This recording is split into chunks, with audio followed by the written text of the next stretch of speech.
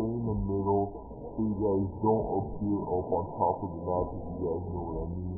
Just start flying towards the waypoint, and once you guys are getting very close to the waypoint, start swooping all the way down, holding LB and RB so it kind of slows you down, as you guys can see. Just swoop down, and once you guys see it with your little secret room, you guys will actually see it.